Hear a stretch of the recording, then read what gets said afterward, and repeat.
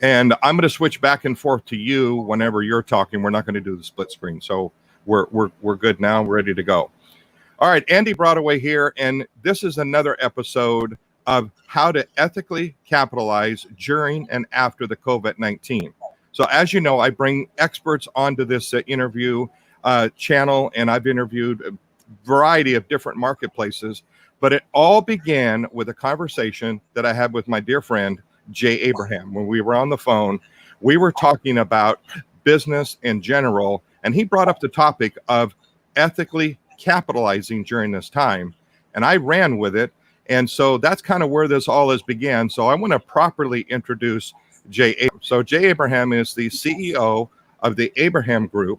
Plus, he's also known in the area as the $21 billion man, because he's helped companies make $21 billion or more. Companies like Icy Hot, Planet Fitness. He's worked with Tony Robbins, Damon John from the Shark Tank, and a massive amount of other 300 or 400 other entrepreneurs in the space. And he told me not to carry on, but I am, because he's such a great man with integrity. So Jay Abraham, welcome.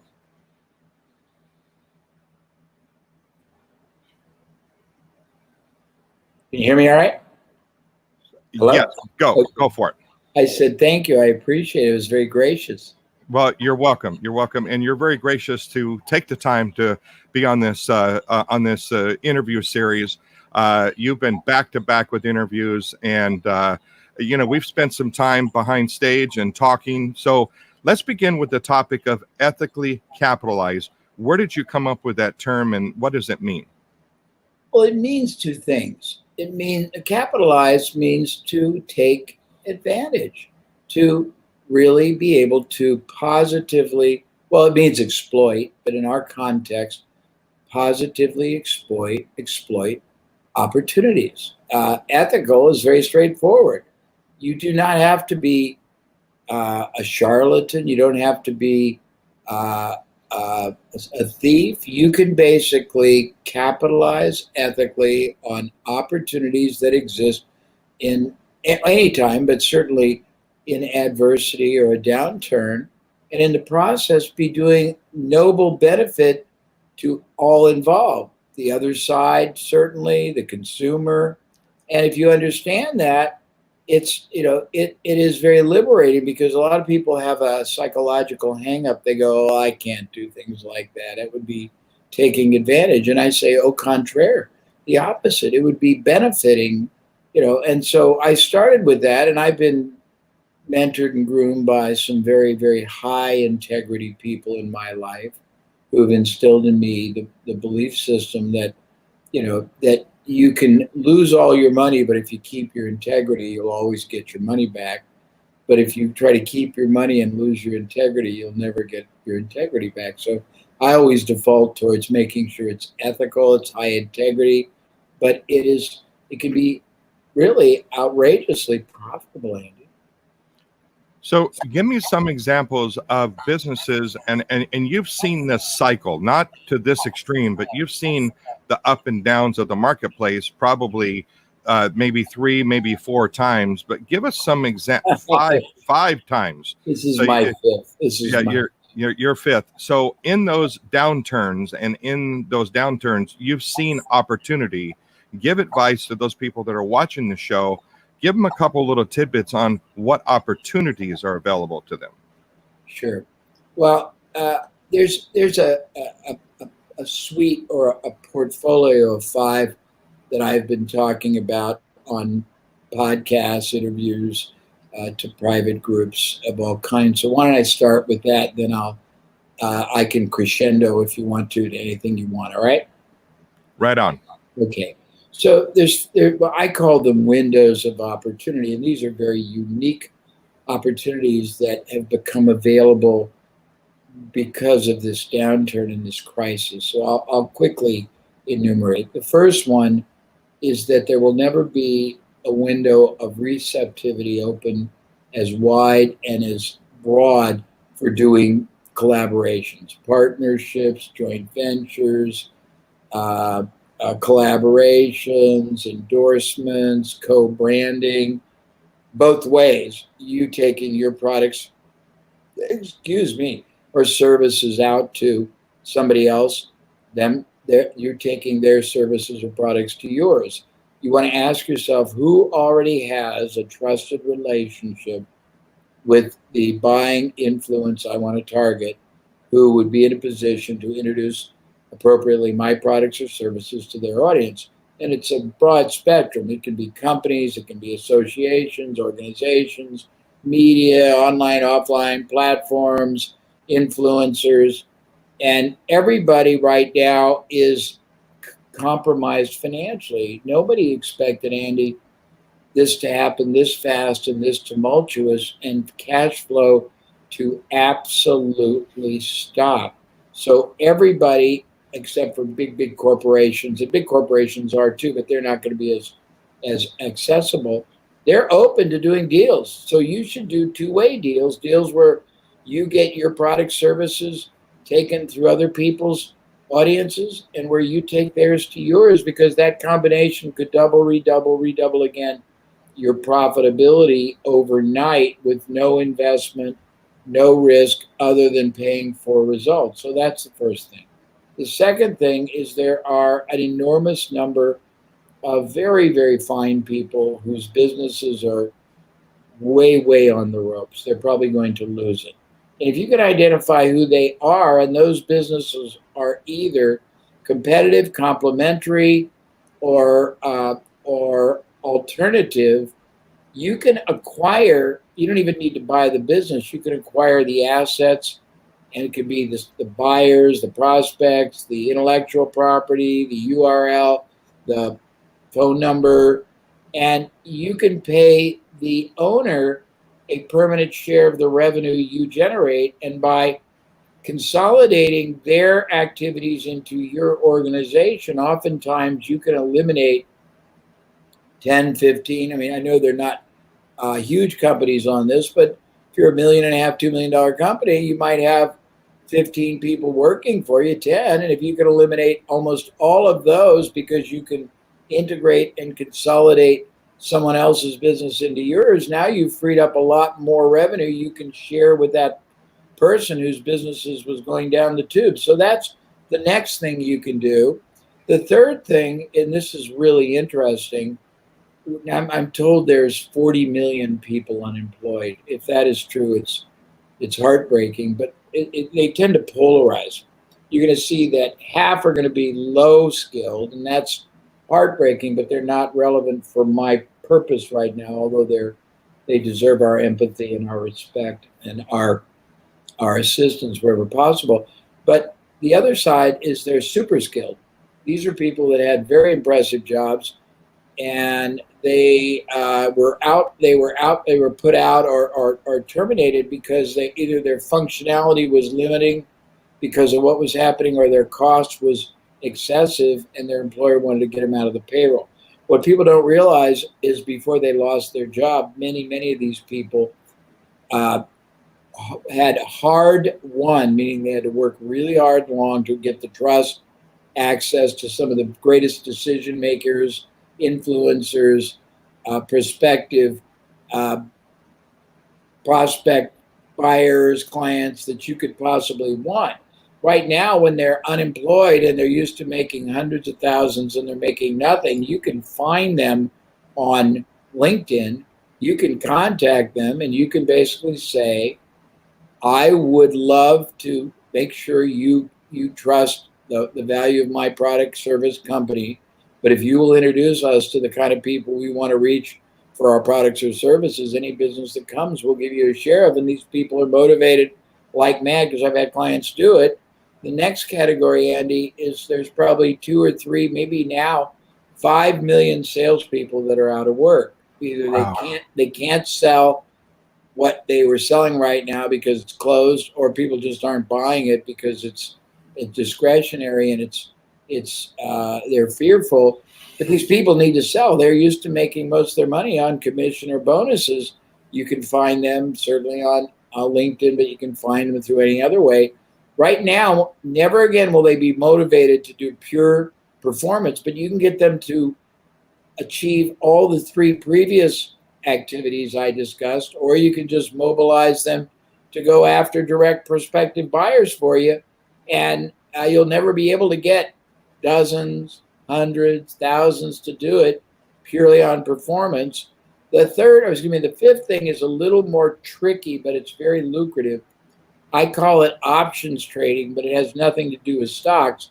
It's getting control of assets and access people's potential business or the right to add a revenue or profit center. Once you tie it up, then you can test and see how viable it is for you.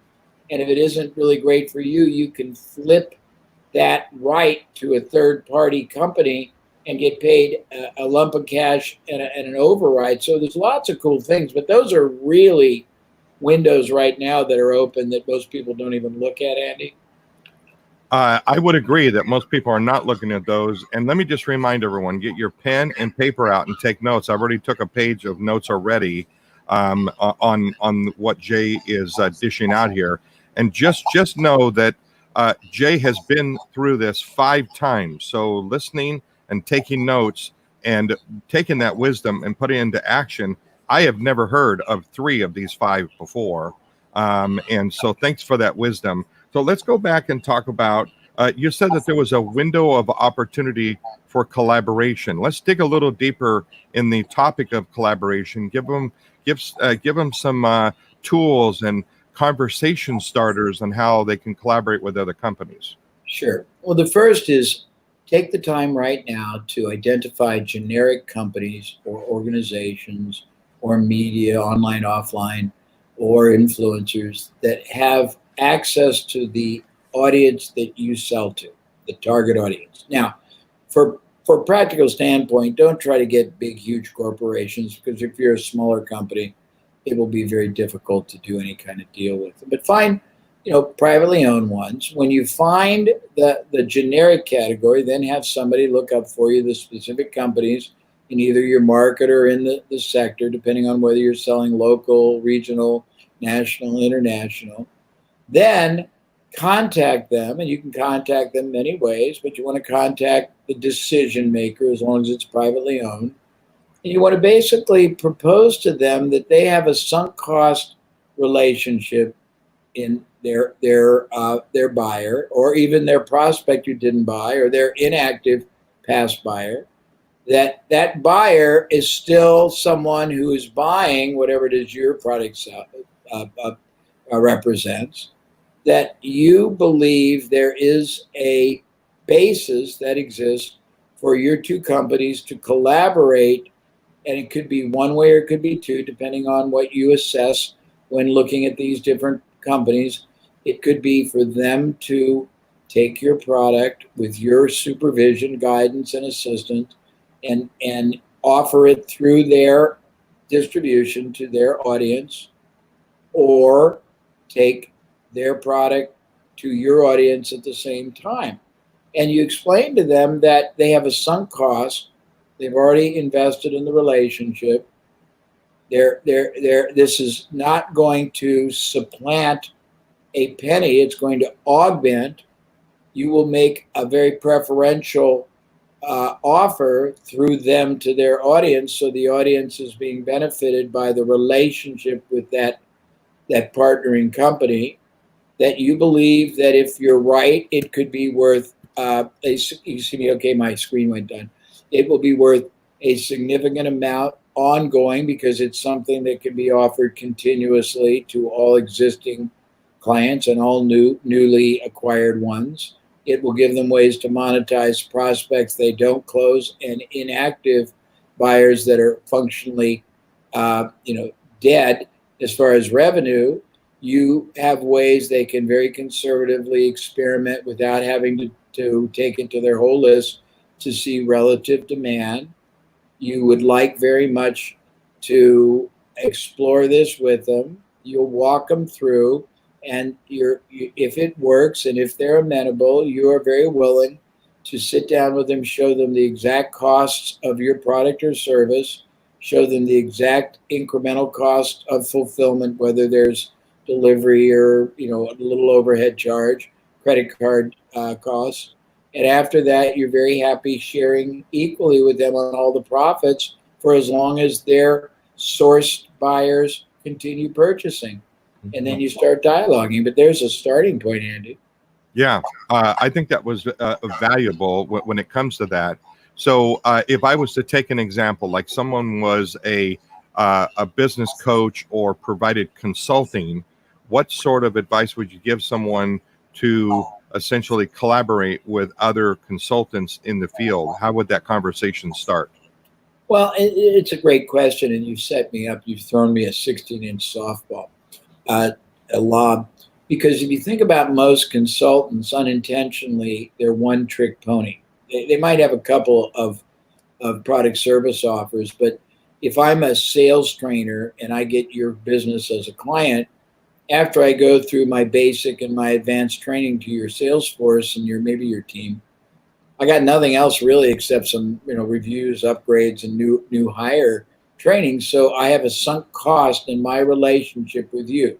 I worked very hard to win you, to close you, to monetize you. I worked enormously hard to deliver and over deliver value in my training or my consulting, but now I'm done and I have nothing else to sell you. And I've spent an enormous amount building that relationship, and now I'm off to find another one.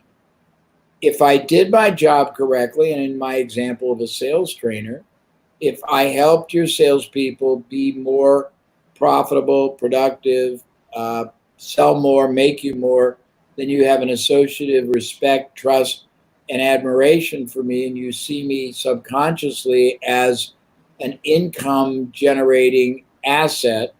So if I connect with you and say, Andy, there's this guy named Jay Abraham, and he can take your business and find hidden assets, overlooked opportunities, underperforming revenue activities, opportunities to add new revenue streams, ways to penetrate new markets, ways to make everything you're doing perform better. And he'll do it for either a fee and a success fee or purely for a percentage. And you got to call him right now. What would you do? Oh, I would say you give me his number. I'm ready. And that's going to be so much more credible than if I called you and you didn't know me and I tried to say, I'm so great, I can do this. Even if I wanted to do it on performance, you might be terribly, terribly tentative. But if somebody you trust calls you and says, this guy's great, he's going to help somebody, pray he doesn't help your competitor instead of you, get him in there. I promise it's the greatest investment you'll make in his area. I mean, it's a done deal. Totally. No, I totally agree. And I like your line that you said, he's going to go help. He may go help your competitor. So you better get him on the line. I love that little urgency copy there that you just gave everyone. I hope you're writing this down again, everyone, because he's giving out gold nuggets here of content, and I'm writing down over here too. So I appreciate that. So let's talk about, there was one particular story that I've heard you talk about before, and that was the success that you had with a company called Icy Hot. And you've had other companies, but that particular one I enjoy a lot. So if you could kind of recap, and I want everyone that's watching and listening to listen very carefully, because there's some distinctions in this particular story, in this particular company, that we can take right into our own company. Yes, okay. So it's a great story because it was quite profound in about, 5 different elements. So I worked for a company that their model was buying very, very old, almost bankrupt companies and then consolidating them because they had a large infrastructure and then trying to revive them. And one of the companies they bought was called the J.W. Gibson Company, and they sold a product called Icy Hot, which was an analgesic balm that was temporary relief for arthritis, bursitis, rheumatism, back pain, etc. And it was almost out of business. They had about 1,000 remaining buyers, and it was a mail order company when we bought it, and that's very important. And we were going to kill it and use some of their other, because they had a bunch of other products. But when we started looking at the buying history the average buyer bought every month, Andy. Wow. And that wasn't it. Almost, not quite, half of those buyers bought a second product or more from the line every month. And that wasn't the only other distinction. About a fourth of the buyers bought twice or more a year in bulk, an average of a couple $100 to have a supply. We did the math and we realized that every time we brought 10 new first time buyers in mail order, and they only paid $3 for a jar, it was very, very inexpensive to make it and ship it. Every time we got 10, 8 of them stayed, and we made on average every year $50 profit on every one of the 10. Wow. And with that piece of information, the guy that owned the business had no marketing budget allocated, but he had a very, very agile mind, and he understood what's called allowable acquisition cost, what you can afford to pay for a sale or a new buyer or an account.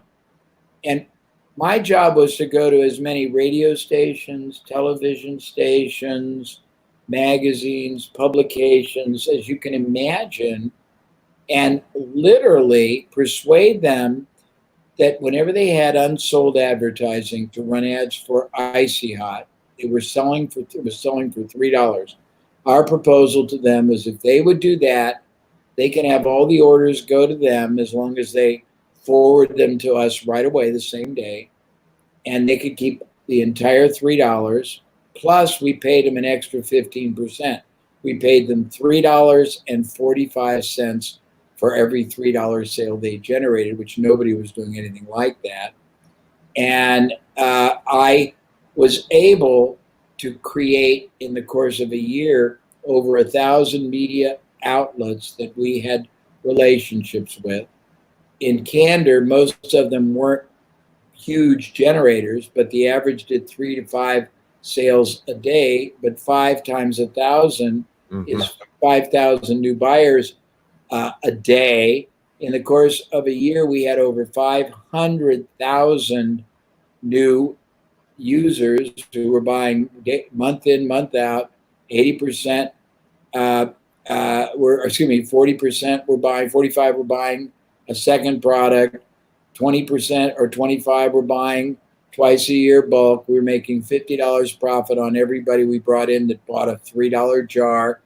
But that wasn't even the best part, because we were getting all of this unpaid advertising, and they were making enough that they were giving us a lot of advertising.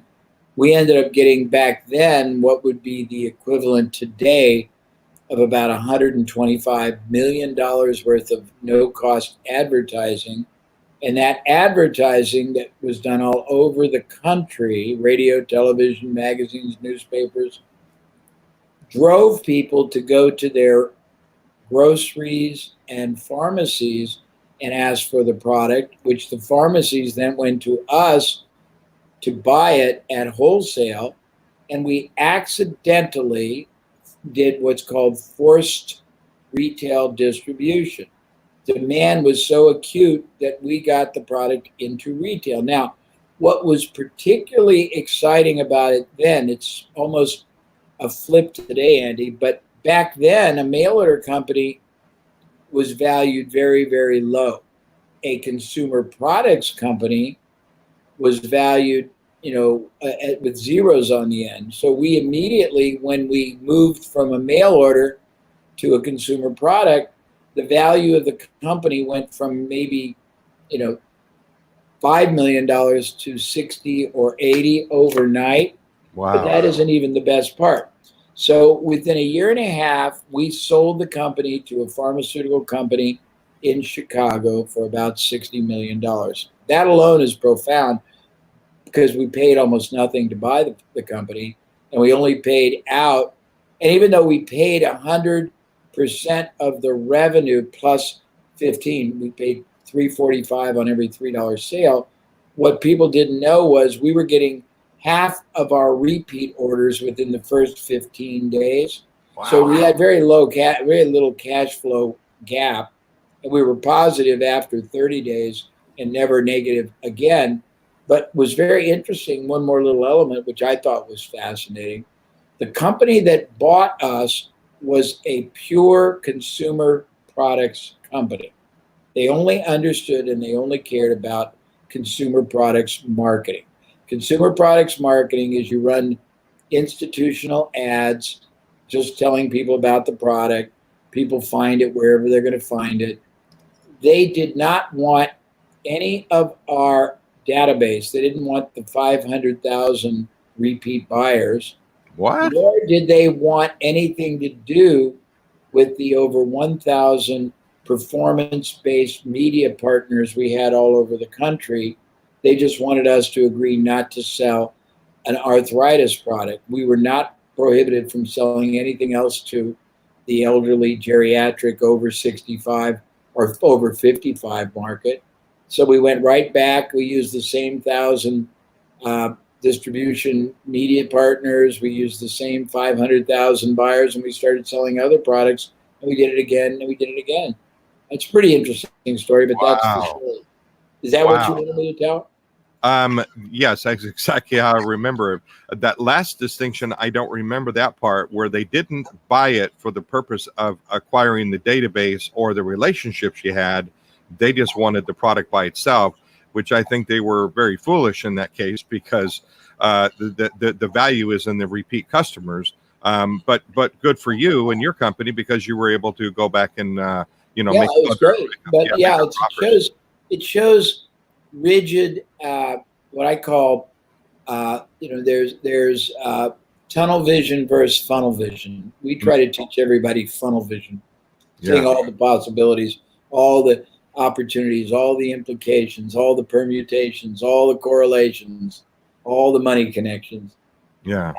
Yeah, that's powerful. Now, one of the other distinctions when you were describing that each time you sold a jar, it was not only the $3, but also the 45 cents. So it ended up that you were paying out more than what you brought in as a sale, but you looked at it as a long-term investment, into it because you knew what the value of the client was. It was $50 a year. But here's the thing that I think that there's a distinction in what you're talking about here, and that is most of the time online marketers look at the cost of, okay, I'm going to run an ad and I want to get a 1, 2, 5, 10x or whatever on the other side. But in your case, you weren't trying to get a 1x right away or even a 10x right away, but you knew that it was there. um, um, Speak to that a little bit. Well, I mean, I was taught very early in my life to understand lifetime value, to understand allowable acquisition allocation cost. Mm-hmm. I was taught return on investment. I was taught to look at a business like it was a mutual fund and look at your asset allocations, and the assets were all oftentimes that you're allocating could be opportunity costs, could be capital. I was taught that every time you add one more dimension of product or service, you could double or redouble what that lifetime value, the probable buying cycle and the duration. I was taught that different types of buyers are worth different amounts. And we found that by overpaying, here's the key, because the average person bought every month, 80% bought every month forever, and they bought these other things, and they bought it until somebody either came up with a cure for arthritis or they died. So let's say the average life expectancy of buying was, let's call it 6 years. So it's worth $300 to us. We could have literally, if we had the cash flow, we could have paid $49 for that buyer instead of $3.45, and we still would have made $1 in year one. Mm-hmm. And when you understand the latitude you have, you can do a lot more. And that doesn't count other products we had in our own line that we were able to add to turn the $50 into $75. And that becomes very exciting when you realize that you have that kind of profit power. Hmm. Yeah. Oh yeah, totally. I totally agree with you. It's understanding, and I always talk to clients, and I hear you talk about the same thing, identifying the lifetime value of a client. And when you understand the lifetime value of a client, then you know how much that you can allocate, and what you say, um, allowable asset acquisition cost. That's what you said. That you know what it costs to acquire that client. You can do that over and over and over without any risk of anything, because you already know what those numbers are. Yep, Yeah. that's right. So, but you have to look at your business as an investment. I mean, it's like a mutual fund. You're Mm. investing a lot of things: opportunity cost, effort, resources. And if you really are under investing, you better know it and adjust. And you could be in the wrong business, you could be in the wrong market, you'd be in uh, the wrong positioning, you could be in the wrong all kinds of things, and you end up really achieving and accepting a fraction of the result that you could be getting out of whatever your business could be doing. We say that you want the business to constantly work harder and harder for you than you work for it, but you can't achieve that if you don't know what your options and alternatives are. Yeah, I totally agree. And I appreciate your input on that part. I'd like to talk about another area that I feel that businesses can really do really well in right now during this, transition opportunities, and that it has to do with communication. What recommendations or advice would you give for current business owners to creatively communicate with their customers and clients? I'm sorry because I have a document here and I don't think I'll find it fast enough, but I have a friend who does outrageous market research. And he found out that there's three things, or four, I think, that people are very focused on now. People they can trust, uh, uh, um, certainty, and I can't remember, trust, certainty, uh, concern for their well-being, and also they're more interested in local as opposed to distrusting big national. And I think the first thing you want to do is convey that you really have their best interest at heart and that you're working to preserve, protect, or provide. And you got to be able to do that in really meaningful ways that are authentic. Second, you want to show them that you have as much certainty. There's not certain, there's uncertain, these are uncertain times, but you can have certainty that you're going to figure it out, certainty that you're going to be there for them, certainty that you're going to protect them on all the the health issues, certainty that you're going to work with them to make sure that whatever you sell is affordable, certainty that you'll be able to make their life better, protected, easier, happier. You want to make sure you're really, really honed in on that. Number two, you really want to recognize that the person you're selling to isn't just a widget buyer.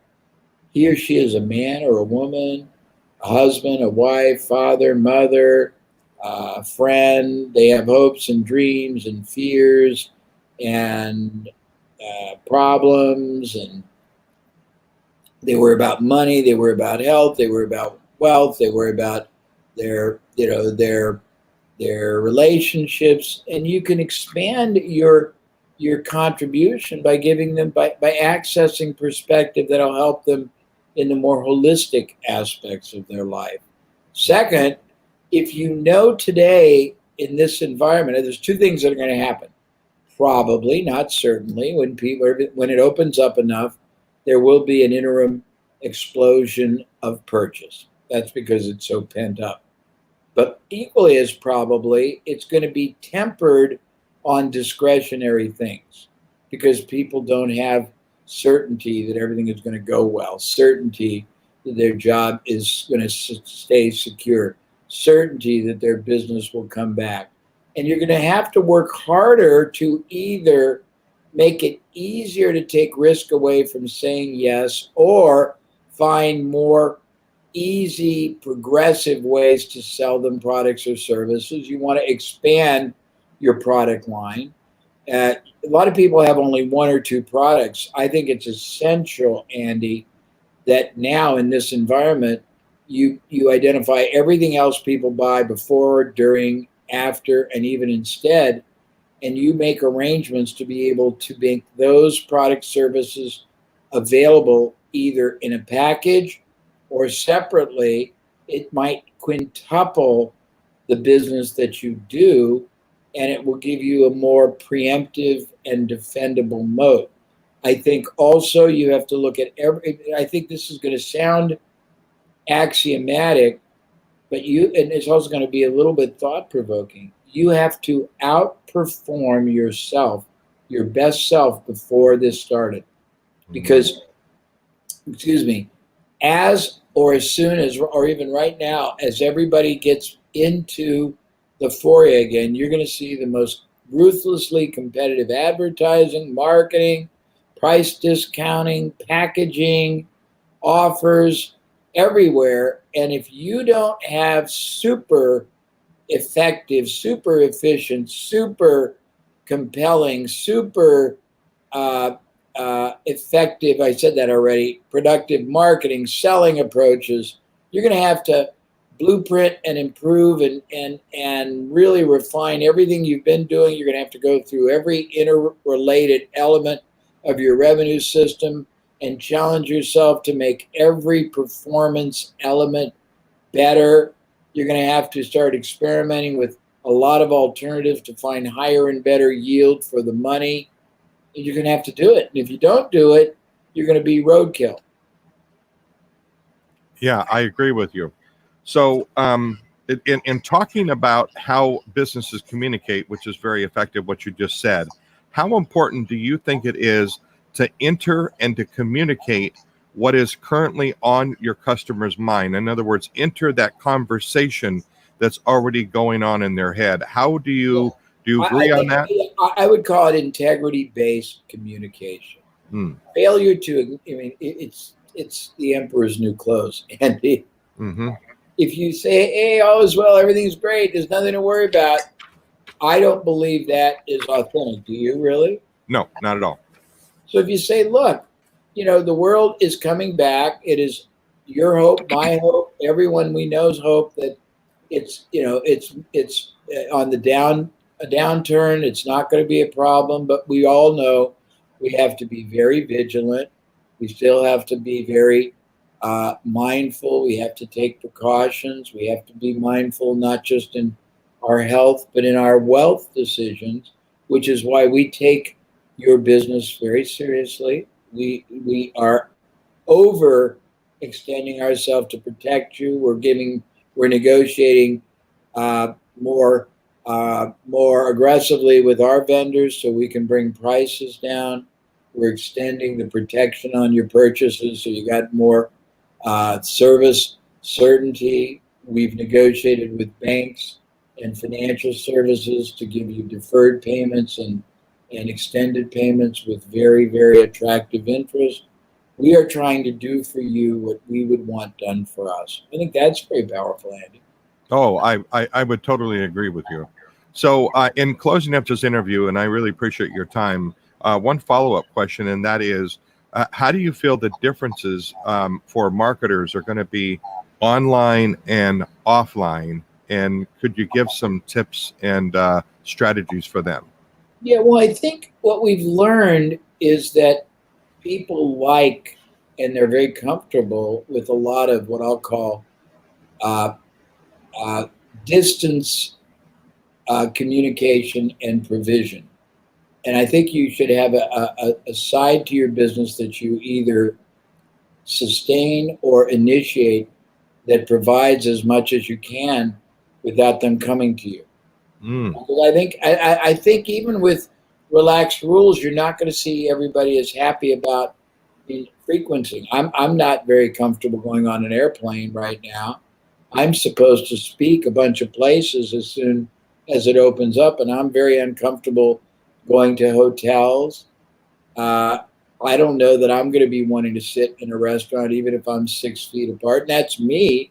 You might say, ha, ha, ha, I don't even want to wear a mask and I don't have the right to judge you. But I think you're going to have enough people who are going to be tentative that you're going to have to be able to have alternative ways to comfort them enough and appeal to their apprehensions. I mean, not appeal, but transcend or overcome their apprehensions adequately enough to get them to say yes rather than no, or stay contemplative or equivocate. And I think that that's going to be a big challenge, because I don't think business as usual is going to be as usual. I think it's going to be modified business, not as usual, if that makes sense.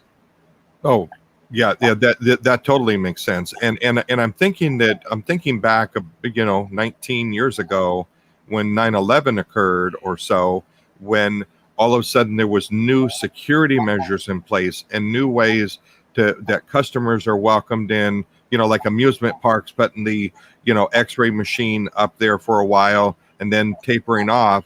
But they did that for not only for this, primarily for the safety of their own customers, but also to give them a sense of security at the Yep. same time. This might be fascinating. It's a little bit disheartening, but in the beginning, when they had all the metal detectors, half of them didn't even work, but they were put there post haste so that people would have more certainty and confidence in security. Very interesting.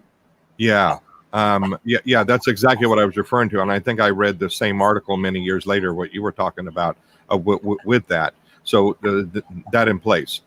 So what advice would you give a business owner right now with one or two strategies to say, okay, here's where we're at now. Let's move forward. And again, if you're not taking notes, I've already took, 2 pages of notes here. Jay's going to give us a couple of other ones, and then we're going to wrap up. Well, if you use any kind of paid marketing, well, I'll be two things. Let's talk paid, not paid. If you use paid marketing right now, and it will probably change, but most of the media has lost huge amounts of advertising. So you can negotiate great deals. You can get bonus ads. You can get greater whatever the CPM, whatever the correlation is. And I would basically seriously think about wanting to advertise, but advertising is futile if your message, your market, your call to action, your proposition, your value proposition isn't great. So you got to work on that.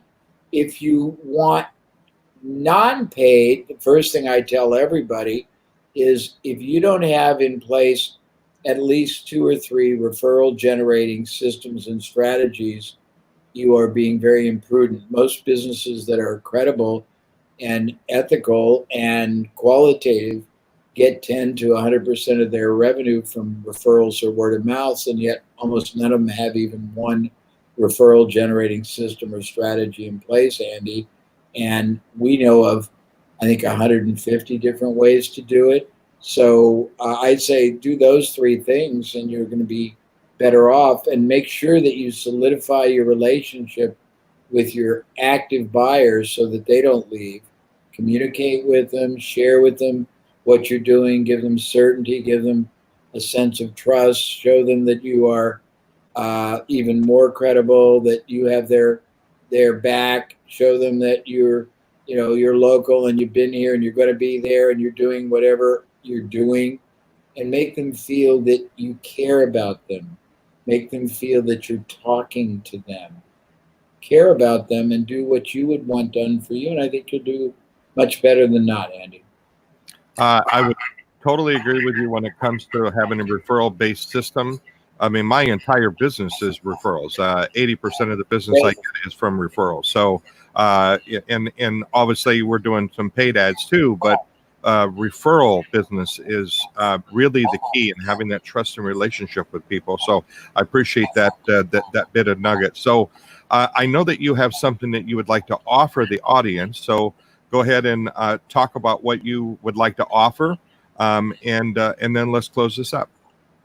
Well, I said to you offline that most of my work with clients is pretty expensive, and I not to be arrogant, but I doubt if everyone watching can comfortably or would comfortably pay my fees. But we're starting a really nice. It's a very nice basic daily mentorship for people who are entrepreneurs who need someone to turn to for guidance, for perspective. I call it, you get your daily dose, your profit prescription every day, and it's going to be loaded with really great resources that are just additive. And it's you can go there. It's jayabraham.com, Jay Abraham, like Abraham Lincoln.com, and it's got a couple of gratis courses on it that you can play around with just by opting in. It's pretty good. I think that's probably very good. You can go on my other sites and get books and things. So I just think that it's very important for people to not stagnate. There's an adage: you grow or you die. It's physics. You expand or you contract. You become a multiplier or a diminisher, and you're going to have and you can't change. You can't change what's happened, but you can change the strategic, proactive way that you address it. I'm purposely not saying react, because I think reaction should not be in your vocabulary. Yeah, I love that. I love that piece of advice there, and I appreciate your time today, and really giving lots of value. Like I said, I already took lots of notes, and I'm going to go back and take some more, listen to this again, and anyone that's watching this show and watching this episode, whether you're watching or listening, follow up and take advantage of the assets and the curriculum and the knowledge that Jay Abraham has been giving out today, and also has a massive library. And one thing I know about Jay is Jay has this heart of wanting to serve and this heart of wanting to really give value to people. He's done it for years and years and years. And Jay, I really appreciate your time today. No, my pleasure. I hope it has value, and I hope people will reflect deeply on some of the things I said, and they'll take action. That's most important. There's a quote, I think it's Einstein: nothing happens until something or somebody moves. Mm-hmm. Yeah, absolutely correct. Well, I appreciate your time again. My pleasure. Thank you very much. Bye.